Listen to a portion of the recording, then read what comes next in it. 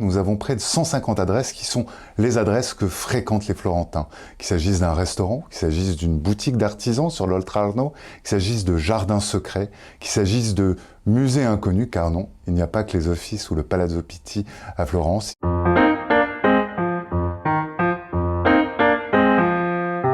En ces temps sauvages, je pense que la civilisation n'a jamais été aussi importante. Et c'est vers une ville de civilisation que le point vous entraîne avec cette nouvelle escale de son grand tour.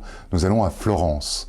Alors Florence, c'est naturellement la cité des Médicis, mais c'est aussi une ville qui ne s'est jamais contentée d'être un musée. C'est une ville qui continue de bruisser, de vivre. Nous avons donc demandé aux Florentins, à ceux qui font la ville aujourd'hui, qu'il s'agisse d'une libraire comme Maddalena Fonsobroni, d'un parfumeur comme Lorenzo Villoresi, d'un chef comme Simone Cipriani, mais aussi Agnès Epini, la directrice de La Nazione, le grand journal local florentin, de nous donner leurs adresses. C'est comme ça que nous avons près de 150 adresses qui sont les adresses que fréquentent les Florentins.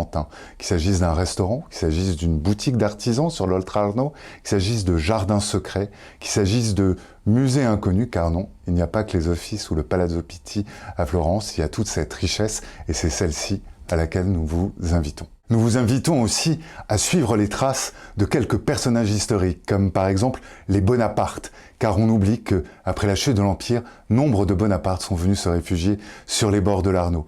Nous allons à leur rencontre grâce à François-Guillaume Laurin. Nous allons aussi revenir sur la grande aventure de Ginori, qui est la manufacture de porcelaine la plus connue d'Italie, mais aussi sur par exemple les grandes maisons de mode qui sont toutes nées au bord de l'Arno, qu'il s'agisse de Gucci ou de Ferragamo. Nous vous dirons comment la mode italienne est née à Florence dans les années 50 et comment depuis elle ne cesse de rayonner sur le monde du luxe. Alors andiamo a Firenze con le point. Grazie a lei.